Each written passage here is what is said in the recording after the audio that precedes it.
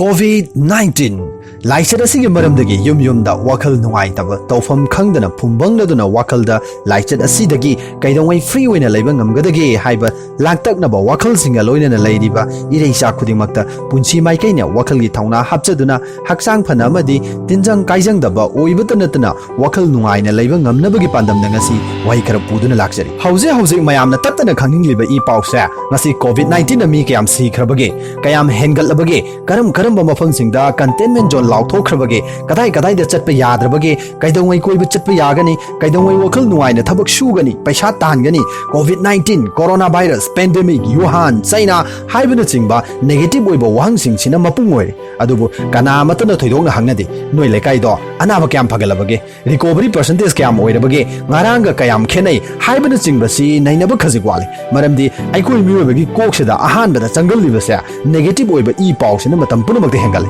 maramasina kanadabada hena wahannaba wakal nuaitaba phumbangnaba tofam khangdaba ayamba matamda thoklanduna hena aruba wakal leina nahalangnabagi maram ohele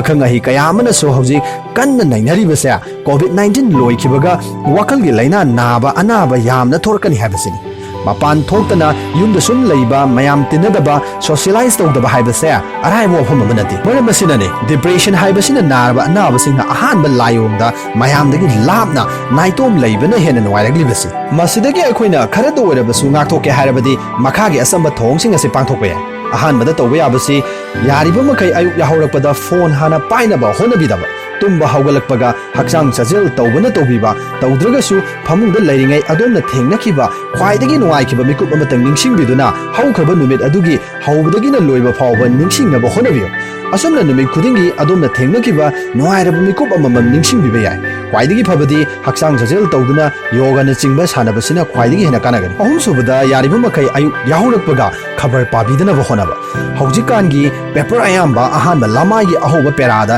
chauna heading the iribase pung kun mari sida anaba cham hengale chani hengale chahum hengale punna anaba lising ahum yore mari yore covid na manipur da siba mi manga sure nipan sure tara sure habina chingba negative oiba wari singsina aikui gi kok sida hana thomlani ai asuk yam hengalaba yam hengalena aikui se loina naradra loina siradra adaidi dum aikui gi kok sida afaba amata laktre लेकाइदा Anab अमता Thamba यारोय COVID-19 के अनाब lying लुबा doctor nurse Changan बा यारोय home quarantine तौबा यारोय negative ओइरसु Changan बा यारोय हाइबा फावबा याखलगलिबनी मसे अखोइना अयु अंगनबदा थोंखिबा COVID-19 की ई पाउदुना अयाम्बा ओहेलकपनी हाइबदा hymen मथोकनी थाजदे मदुगी महुता खबर के अहानबा लमाइदा चाउना हेडिंगदा पुंकुन मरिसिदा अनाब हुमफु discharge तौखरे Chama तौखरे Chama यांखै तौखरे Anab फगतपगी Chang 65% ओइरे चाद हुंद्रा you're हाइबन चिंगबा अतै स्टेट चिंग येंगनबदा मणिपुरना यामना फगलै हाइबन चिंगबा सिगुंबा पॉजिटिव ओइबा वही सिंगसिना हेडिंग ओहेनबिरबदी मयामगी मिपाइबसे खरमकै कोन ngamgani हाइबसे आइगे अचेप थाजबन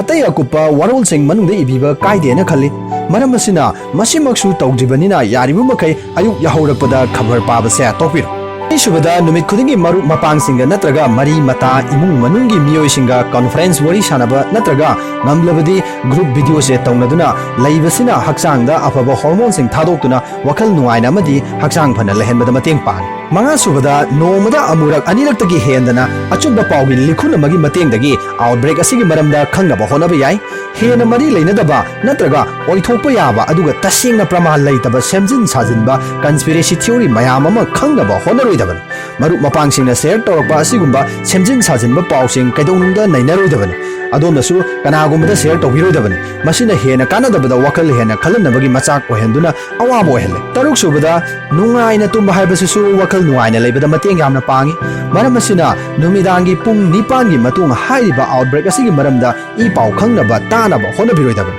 mapung phana tumnabugidamak adomna matam chare haiduna phamung changlaba matung phone adu flight mode natraga silent natraga internet off tawsen biduna adongi hakchangdagi mitarama hena lapa mafamda thambiyo masina mobile phone gi fatraba radiation dagi ngakthokpada natana थूना तुमथानबदा mateꯡ पांग ngasagi asomba wafam kharasi adom ngakna numit kharanidang chatlaga yengbiu kanaba fangi natraga fangde comment section da thambiu aroibada haijaning basa wakalgi laina mental health problem haibasa araiba laina amadi nate masina maman yamlaba thawai kaya puduna chatkrabani maramasina aikhoi yamna hena luna khanjanbasu phate laina asina narabadi hekta siragani haibasu nate aduga laina asina ngasi phawbada prithvi da thoglakhiba outbreak singi manungda khwaidagi sathiraba amani haibasu yaroi COVID-19 dagi hena tamthi haina lawba yaba laina khargi maramdasu khangminase ahanbada HIV AIDS ngasi phawbada mioi koti ahum lom hatkhre aduga koti taret ka lakh humphuromna AIDS ka sagona na hingle anishubada tuberculosis na maram oraga 2008 khakta mioi koti amaga makhai hena siki aduga koti tararomna laina asina naki masi airborne disease makhal amasuni WHO na hai numit khudingi prithvi da mioi lishing mari romdi laina asina si ahum subada prithvi da siriba migi masing sida cancer na maram oraga sibasina anishubada lairiban haukiba chahi 2018 khakta da cancer na hatkiba migi masing sa koti mapan ga lakh humfurom oiri